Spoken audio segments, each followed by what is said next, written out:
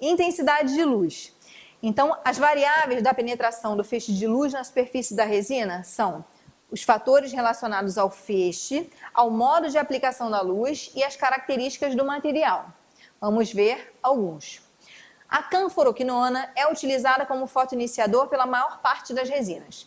Seu pico de absorção no comprimento de onda é de 468 nanômetros. Então, vejam bem, a canforoquinona ela vai dar o start da fotopolimerização. Se for utilizado um espectro de luz com um comprimento de onda fora desse espectro aqui, não vai ativar o fotoiniciador e, portanto, a fotopolimerização não vai ocorrer de maneira adequada. Então, todo o emissor de luz, ele tem que ter um comprimento de onda que seja capaz de ativar o fotoiniciador, senão isso não vai acontecer. A canforoquinona ela foi substituída em alguns materiais por conta da alteração cromática. Beleza? E aí foi substituída pela PPD, que tem um pico de absorvância de comprimento de onda entre 390 e 410. Mas ele não se aprofunda muito nisso, não. Inclusive, eu acredito que existam N alternativas relacionadas à dentística, a materiais dentários, mas não é nosso foco aqui. Então, muito cuidado para não confundirem os conceitos. Resinas fotopolimerizáveis ortodônticas requerem uma fonte de luz com intensidade suficiente e comprimento de onda definido para começar a reação de polimerização. Esse comprimento de onda tem que ser compatível com o do fotoiniciador, senão não começa. Aí olha esse quadrinho, tipo de lâmpada, intensidade, espectro do comprimento de onda, custo e as vantagens. Então ele faz uma comparação, ele discorre bastante sobre isso, falando sobre as lâmpadas de plasma, as lâmpadas de laser e as lâmpadas do diodo emissor de luz. O que é importante a gente observar? O comprimento de onda, ver se todas estão no espectro do comprimento de onda adequado ao fotoiniciador. O custo entre uma e outra e as vantagens. A grande vantagem, por exemplo, do laser é que ele consegue uma fotopolimerização com 5 segundos, independente do material. Por outro lado, a fotopolimerização com a lâmpada de plasma varia entre 6 e 3 segundos, dependendo se o bracket é metálico ou estético. E no diodo emissor de luz varia entre 5 e 10 segundos. Todas essas questões que envolverem números, gente, acho importante a gente dar uma olhada com calma, porque podem ser cobradas. Propriedades biológicas da luz azul e das resinas. Então, o uso de lâmpadas de alta intensidade para polimerização e de materiais com cadeias poliméricas pode apresentar alguns efeitos danosos ao paciente em tratamento ortodôntico. Potencial citotoxicidade. Então, quando falar em potencial alergênico, citotoxicidade, atenção, potencial questão aqui. Efeitos da luz azul. Promove uma alteração da fisiologia celular por alteração da atividade mitocondrial, podem causar um estresse oxidativo na célula e existem outras reações relatadas, por exemplo, a integridade do DNA e também a alteração da mitose das células.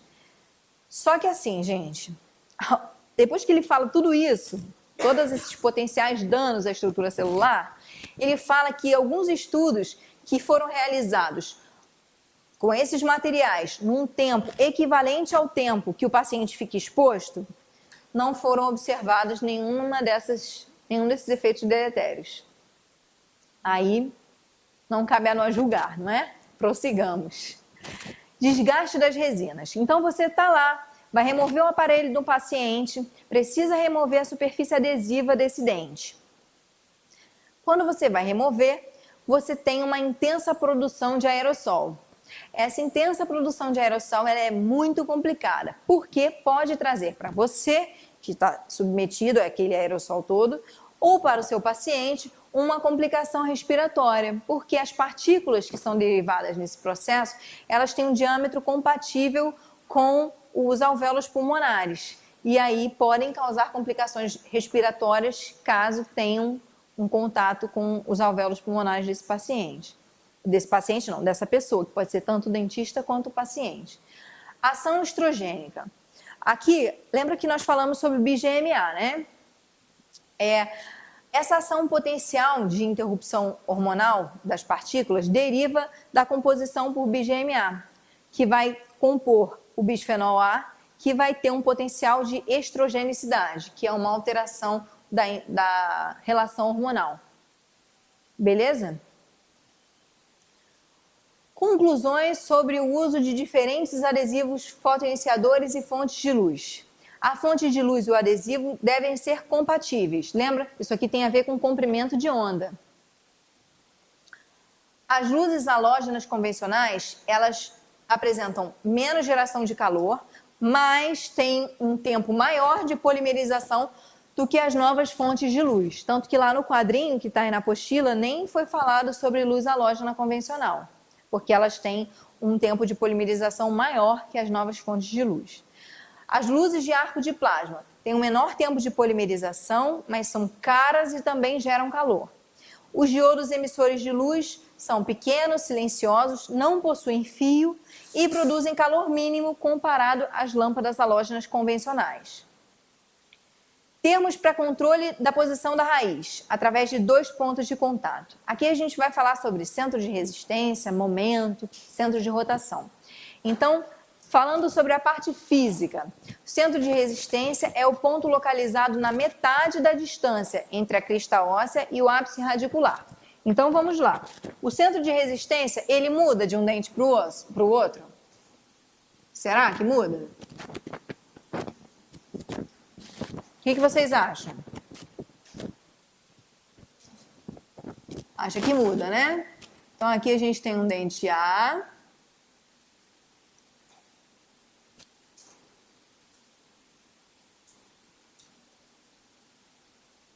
Aqui está a crista óssea dele.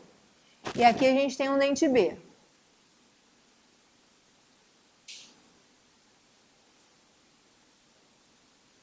Aqui está a crista óssea dele. Então, o centro de resistência, ele está posicionado na metade, aproximadamente na metade da raiz inserida do osso até o ápice. Nesse dente aqui, a gente tem uma perda óssea. Então, o centro de resistência migrou para apical. E aí, concordam comigo que quando a gente aplica uma força nesse dente, força F, e aplica uma força nesse dente, a mesma força F, tenham boa vontade e entendam que são forças equivalentes. Quando a gente aplica uma força nesse dente e nesse dente, existe diferença da intensidade da força? Da intensidade da força não, do produto dessa força? Existe, porque o momento, que é força vezes distância, vai ser maior no dente A ou no dente B?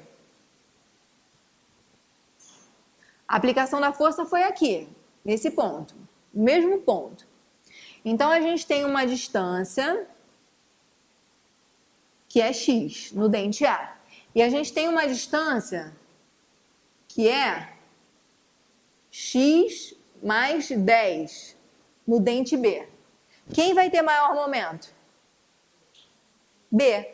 Por quê? Momento não é força vezes distância? Então, quanto maior a distância, maior o momento. Ficou claro? Então, o centro de resistência, enquanto isso eu fui passando aqui, né, gente? A pessoa tá doida. Então, o momento é a força vezes distância, ou seja, o momento ele vai ser expresso em gramas por milímetro. Ele vai do ponto de aplicação da força até o centro de resistência, considerando que o centro de resistência é a distância entre a crista óssea e o ápice radicular. Metade da distância entre a crista óssea e o ápice radicular. E ele vai variar. Alguma dúvida? Binário. Binários são duas forças de igual magnitude e direções opostas. O efeito resultante será a rotação pura. Então, pensem nisso aqui. A gente tem um quadrado que sofre uma força F aqui. Aí, esse mesmo quadrado vai sofrer a mesma força F aqui. Essas forças são iguais em magnitude, em direção opostas. Então, qual é o movimento para esse quadrado? Para onde que ele vai? Vai girar, no sentido horário. Esse é um movimento de rotação pura. Então, a gente tem um dente que está girado. Aí a gente introduz a força num ponto e a gente introduz uma outra força de igual magnitude num ponto no sentido contrário. E aí a gente tem um movimento de rotação pura. Ficou claro? Centro de rotação, ponto ao redor do qual realmente ocorre a rotação quando um objeto está sendo movido. Então, aqui nesse exemplo do dente A, o centro de rotação vai estar aqui, ó. Porque é ao redor do qual não tem nenhuma outra força contrapondo esse movimento. Então, quando o dente vai, esse dente aqui é a vestibular e aqui é a lingual. Esse dente aqui vai para a lingual. E o ponto sobre o qual está ocorrendo o movimento é aqui no ápice radicular. E esse é o centro de rotação. Gente, aceitem, não tem outro jeito, tá? Para reduzir ou eliminar o momento de força e também a quantidade de inclinação, deve-se prolongar a aplicação da força para perto do centro de resistência. Então, o que isso quer dizer, Dariane? Isso quer dizer o seguinte, que se a gente quiser movimentar esse dente de corpo, a gente vai introduzir um acessório no aparelho que vai trazer o ponto de aplicação da força para uma altura próxima ou igual ao centro de resistência.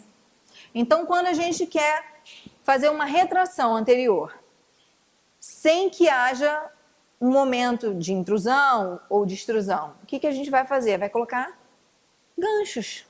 A gente não vai levar ganchos para a altura onde a gente está aplicando a força? Por exemplo, se for um mini implante e essa força estiver numa distância X, a distância da alça que a gente vai colocar, do gancho, tem que ser a mesma. Porque aí a distância vai ser zero e aí a gente vai ter um movimento de corpo. Sim? Sim? Não? Mais ou menos? Mais ou menos, né? Tá. Eu vou te mostrar depois uma imagem que eu tenho ali que vai te tirar essa dúvida, porque isso eu tô pobre de imagem para falar sobre isso. Aí você vai conseguir entender melhor. Mas isso tem a ver totalmente com biomecânica. Então, extrair um dente. Aí eu preciso de uma ancoragem. Vamos lá, ponto da prova. Qual é o tipo de ancoragem promovida pelo mini implante? Esquelética. Então, a ancoragem vai estar lá, esquelética. Aí eu não quero ter um movimento nem intrusivo, nem um movimento extrusivo. Não quero ter essa resultante de força. Eu só quero ter um movimento de corpo para trás. Aí a gente vai colocar no fio do aparelho, não sei se você já viu alguém usar, um ganchinho aqui na frente, que pode ser uma alça, pode ser uma haste mesmo introduzida ali, soldada aquele gancho, para que o ponto de aplicação da força fique na mesma linha do mini implante. E aí a gente não vai ter uma outra resultante. Esse momento vai ser zero, porque a distância vai ser zero. É meio complexo esse conceito. Quando uma força de 50 gramas é aplicada num ponto da coroa que está a uma distância perpendicular de 15 milímetros do centro de resistência do dente, gera-se o seguinte momento. Então, a gente tem essa força que vale 50 gramas. E a distância, essa distância x, ele colocou como sendo o quê? 15 milímetros. Então, a distância da aplicação da força até o centro de resistência vai ser 15. Aí, vezes 15. O quê? Tem que fazer conta, não tem jeito. O momento aqui vai ser de quanto? 750 gramas milímetro. Beleza? Então, essa questão o gabarito pago foi letra D, porque ele quer saber qual é o momento, e o momento é a força vezes distância. Contenção e estabilidade. Contenção e estabilidade é o seguinte: Os autores dizem que as maiores complicações que existem pós-remoção de aparelho ortodôntico fixo decorrem do crescimento diferencial dos maxilares, da pressão dos tecidos, lábio, bochecha e língua, e da retração elástica das fibras gengivais. Sendo que a retração elástica das fibras vai trazer uma irregularidade intra-arcada. Então, você tinha um dente X muito rotacionado antes do tratamento ortodôntico. Trouxe ele para a posição correta. Quando você tira o aparelho, a tendência de retração dessas fibras elásticas gengivais vai continuar alta. Então, se não for promovido nenhum mecanismo de contenção, a estabilidade vai ser nenhuma nesse momento inicial após a remoção. Então, os princípios da contenção. A contenção é indispensável para todos os pacientes que usaram aparelhos fixos. Gravem isso.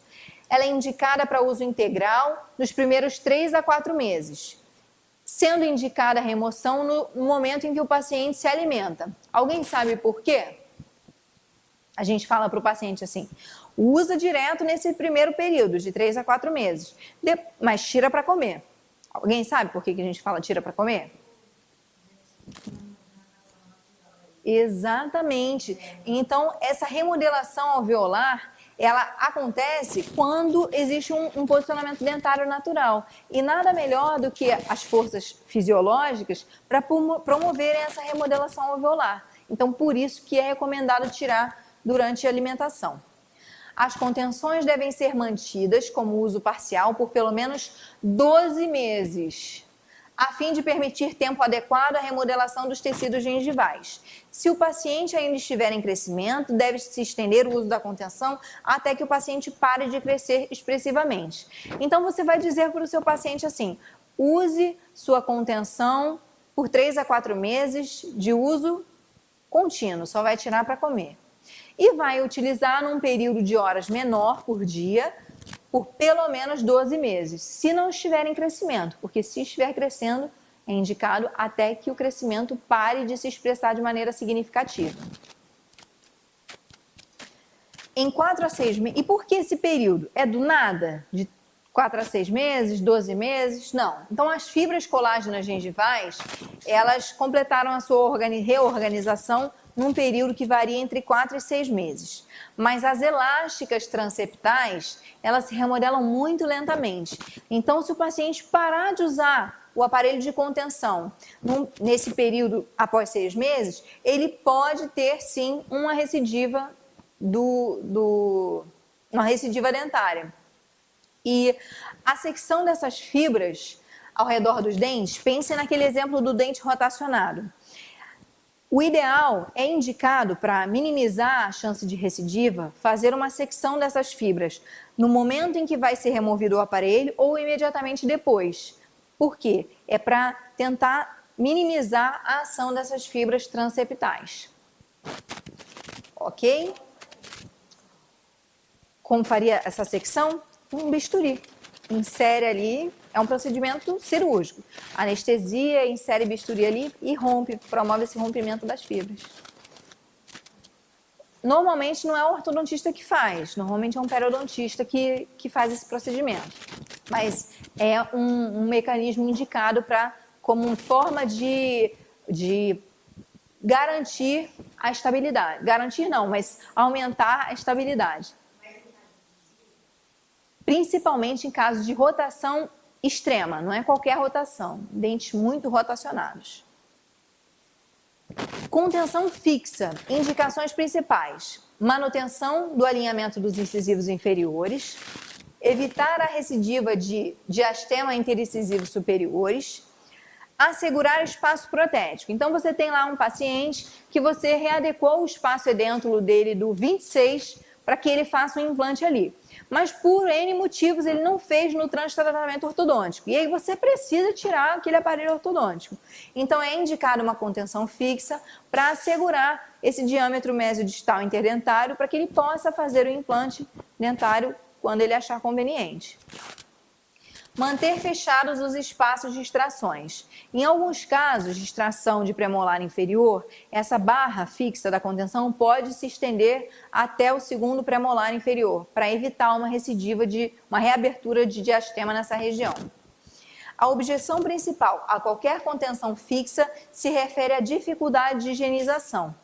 Então, assim, nesse capítulo ele não discorre sobre é mais indicada a higiênica, é mais indicada a convencional? Não é esse o ponto. O ponto é que a objeção à contenção fixa, ela acontece quando existe a dificuldade de higienização. Então, se o teu paciente está tendo um problema periodontal naquela área de contenção fixa, o primordial é a saúde do tecido. Então, tira aquela contenção, promove saúde àquela região e aí depois reinstala a contenção. Questãozinha. Com relação à necessidade do uso de contenção ortodôntica pós-tratamento, analise as afirmativas abaixo. Os tecidos gengivais e periodontais são afetados pela movimentação ortodôntica dos dentes e necessitam de tempo para reorganização quando os aparelhos são removidos. Correto. Os dentes podem estar em posição inerentemente instável após o tratamento, de tal forma que as pressões dos tecidos moles produzam constantemente uma tendência recidiva. Lembra que naquele primeiro slide, esse aqui é um dos fatores etiológicos da recidiva, são as pressões dos tecidos moles. As alterações produzidas pelo crescimento podem interferir no resultado do tratamento ortodôntico. Verdadeiro. Se os dentes não estiverem em uma posição inerentemente instável e se não houver crescimento adicional, o uso da contenção pode ser dispensado? Não, conceito número 1 da contenção, é indispensável a todos os pacientes que usaram ortodontia fixa. Indispensável. Então, estão corretas as afirmativas 1, 2 e 3. Oi? Letra C. Sim, aí o número 4 está errada. Beleza? Colagem ortodôntica. Ufa, gente, estamos chegando. Já estão ouvindo? Tan, tan, tan, tan, tan, tan. Estamos chegando. Etapas para a colagem de Brecht. Acreditem, isso aqui já foi cobrado. Quais são as etapas para a colagem de Brecht? Lembra dessa questão, Lívia? Limpeza, condicionamento do esmalte, selamento e colagem. Então, são 4 etapas para a colagem ortodôntica. Na limpeza, é realizada com pedra pómez para remover a placa e a película orgânica dos dentes. O condicionamento do esmalte é indicado que seja feito com ácido fosfórico 35% durante 15 a 30 segundos. A área condicionada deve ser maior que a base do Brecht. Isso parece meio óbvio, mas já caiu questão falando sobre isso. Então, a área condicionada é sempre maior do que a área da base do Brecht. Não existe diferença entre gel e solução ácida no grau de irregularidade da superfície condicionada. Então, algumas questões te induzem ao seguinte erro. O dente que foi condicionado por gel, ele apresenta uma superfície condicionada mais adequada do que aquele pela solução ácida. Não existe diferença. O jateamento com óxido de alumínio produz menor resistência de união do que com o condicionamento ácido. Para que o jateamento com óxido de alumínio, ele é um reforço ao condicionamento, mas ele usado exclusivamente como superfície, como método condicionador, ele é inferior em relação ao condicionamento ácido. Mas se ele for combinado ao condicionamento ácido, ele vai promover uma resistência aumentada à superfície de colagem. Um condicionamento de rotina remove de 3 a 10 micras de superfície de esmalte. O condicionamento de dentes descidos. Gente, é importantíssimo isso aqui. O dente descido, ele tem mais esmalte aprismático superficialmente. Então, é importante fazer um jateamento com óxido de alumínio, 50 micras por 3 segundos, combinado ao condicionamento ácido, 35% por 30 segundos. Dentes pré-tratados com flúor não precisam de condicionamento extra. Eles não precisam. Os dentes pré-tratados com flúor não precisam de condicionamento extra. Deve-se evitar ter cautela quando se realiza o condicionamento ácido sobre superfícies desmineralizadas. Quando for inevitável condicionar uma área com uma superfície hipocalcificada, esse condicionamento ele deve ser por um tempo menor e com cautela durante o posicionamento do acessório. Selamento. Aplicação de uma fina camada do agente de união sobre a superfície do esmalte condicionado. Essa camada pode ser uniformizada com jato de ar. Então, você aplicou ali a superfície condicionada, o agente de união, aí você joga um jatinho de ar, com duração de 1 a 2 segundos, dá uma uniformizada, para não ficar com diferença de altura, que a gente não consegue ver a olho nu, mas micrometricamente é possível ver essa irregularidade. Colagem. A colagem é feita em 4 etapas. A etapa de transferência, que é você pegar a tua pinça de colagem e pegar o bracket, levar até o dente. Isso é a primeira etapa, transferência. O posicionamento é o acerto do bracket no sentido mesodistal e cérvico-incisal. O ajuste é o pressionamento do bracket contra a superfície dentária. Então, notem, posicionamento é uma coisa, ajuste é outra. Remoção do excesso é realizado com instrumentos de ponta fina, antes do adesivo polimerizar ou com brocas após a polimerização. Esse procedimento de remoção do excesso, ele é importantíssimo, porque ele reduz o dano periodontal. E por que ele reduz o dano periodontal, Dariane? Concordam comigo que o excesso de resina vai ajudar a reter mais placa? Então, a higienização vai ser dificultada e, com isso, o controle periodontal também. E a possibilidade de descalcificação, pelo mesmo motivo. Aderindo mais placa ali, a gente vai trazer um aumento da chance de áreas hipocalcificadas. Pontos importantes. A colagem de premolares ela é problemática. E o que os autores sugerem? Que a colagem mais eficiente em premolares seja realizada de maneira individual, ou seja, de um lado e depois do outro, e sem o uso de afastadores. Eu já vi uma questão, mas aí não foi de nenhuma força armada, que falava assim: a colagem dos incisivos laterais é dificultada por conta do posicionador. E isso era uma afirmativa falsa, porque era sobre os pré-molares. A colagem de molares deve ser priorizada naqueles elementos em que a instalação de bandas é difícil. Qual seria um exemplo de instalação difícil de banda em molares? Se a gente pensar num paciente jovem que precisa ter o segundo molar incluído a mecânica, nem sempre a gente tem uma altura ocluso cervical adequada para inserir uma banda, para adaptar uma banda. Então, nesses casos, a gente faz a colagem preferencialmente nos molares. O uso de cimentos de ionômero de vidro ativados quimicamente e fotopolimerizáveis é desvantajoso porque o líquido desse cimento contém ácido poliacrílico e maleico, que geram microrretenção mecânica inferior à do ácido fosfórico. Então, colar com cimento de ionômero de vidro fotoativado, colagem ortodôntica, ela é inferior por conta da resistência que esses materiais vão conferir em relação à possibilidade de descolagem. A colagem de bracket cerâmico ocorre por 2 mecanismos. Importantíssimo isso aqui. Retenção mecânica e retenção química. Então, a retenção mecânica é aquela em que ocorre falha na interface, a falta de retenção mecânica, ocorre falha na interface bracket adesivo. Então, você vai lá colar um bracket cerâmico. Aí, quando você sabe que foi uma falha por ausência de retenção mecânica ou por ausência de retenção química, você vai olhar a falha da interface que ocorreu. Então, a interface bracket adesivo mostra para a gente que foi falha na retenção mecânica. Já a interface esmalte adesivo mostra para a gente que houve falha na retenção química. E essa falha na retenção química ela é potencialmente prejudicial por conta do risco de dano à estrutura do esmalte. Na colagem em coroas e restaurações, é possível colar em restaurações de amálgama pequenas na superfície vestibular?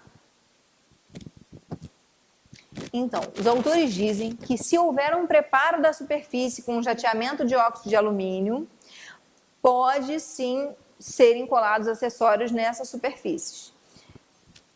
Esse procedimento de jateamento com óxido de alumínio 50 micra por 3 segundos também vai ser vantajoso para o reaproveitamento de bracts soltos e também na colagem dos dentes descidos. A gente já viu que é para remoção do esmalte aprismático.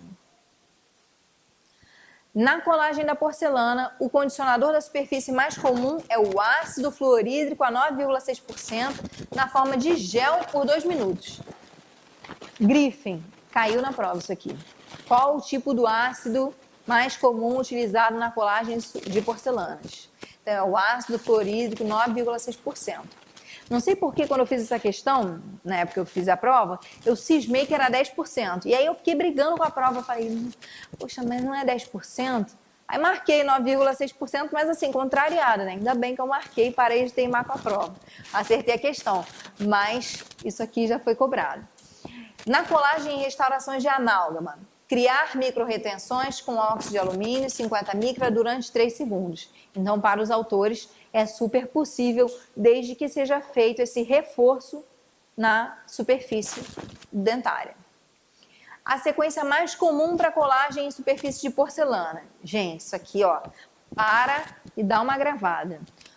Primeiro, ele diz o seguinte, que é necessário um jateamento com óxido de alumínio 50 micra por 3 segundos para remover aquele glaze de superfície. Depois, aplica o ácido fluorídrico a 9,6% por 2 minutos. E aí, ele fala que em molares, em dentes posteriores, é importante também fazer uma barreira de proteção gengival contra a ação desse ácido fluorídrico 9,6%. Depois, há que se fazer uma remoção cautelosa com rolete de algodão e um enxágue vigoroso da superfície. Seca com jato de ar e cola o bract. Ele destaca que o uso de silano é opcional. Notaram que depois da aplicação do ácido não tem aqui nenhuma superfície adesiva entre o posicionamento do bract e o condicionamento? Então, ele diz que é opcional. É importante pontuar isso aí. Aí aqui está a sequência, ó. Então, ele pegou, fez o jateamento com óxido de alumínio, certo? Por quantos segundos? 3 segundos, 50 micra. Aí, ele obteve uma superfície opaca, condicionou com ácido fluorídrico 9,6%. Por quanto tempo? 2 minutos. Então, o jateamento é 3 segundos, o condicionamento 2 minutos. Removeu com algodão, fez uma lavagem vigorosa, posicionou o bract. O silano é opcional. A fixação de bracts ortodônticos em superfície de porcelana requer um condicionamento dessa porcelana. Segundo Graver e Van Asdal, o mais comumente ataque ácido para a porcelana usado é ácido hidrofluorídrico 7,4%, 9,6%, 35% e 37%. 9,6%. Oi, hã? Não, ele colocou, olha aqui. Ah, não, o fosfórico não colocou. Só colocou o hidrofluorídrico. Mas aí, na hora do nervosismo, a gente fica assim, caramba, eu gravei tanto número na minha vida. Descolagem de bract. A remoção do bract, ela é feita em 2 partes. Na remoção do bract e depois na remoção do adesivo. A remoção do bract é feita por um alicate específico e a remoção do adesivo, ela deve ser feita com brocas.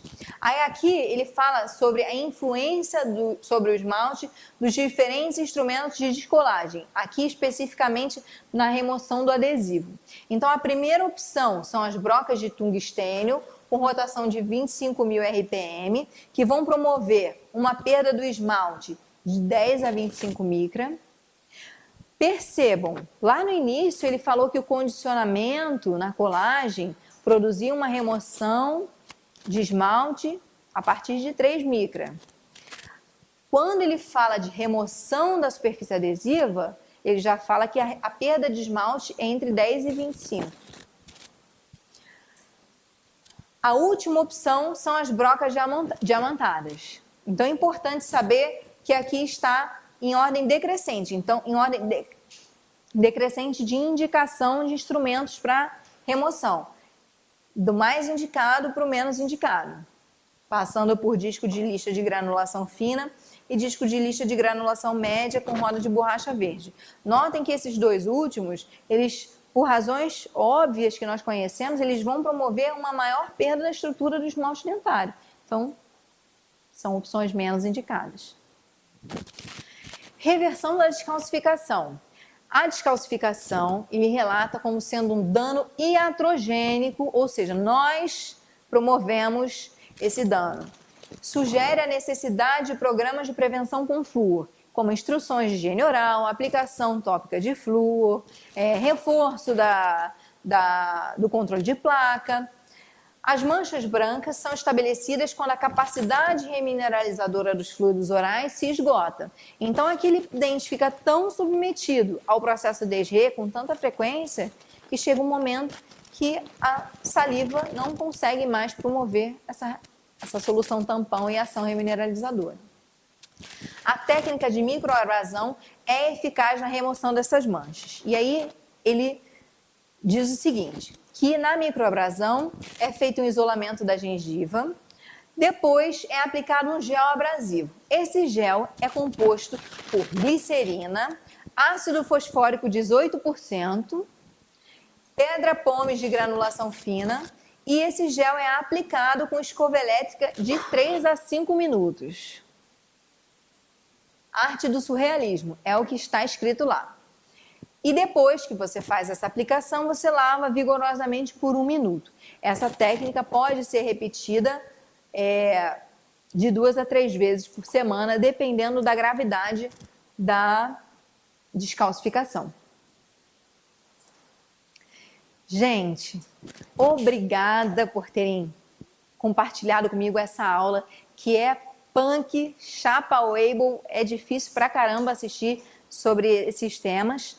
E obrigada a você, meu aluno online, que está aí no conforto do seu lar ou arrumando um tempo no seu trabalho. É difícil mesmo esse processo e eu quero te agradecer por ter estado comigo aqui mais uma vez e até a aula 4. Até mais!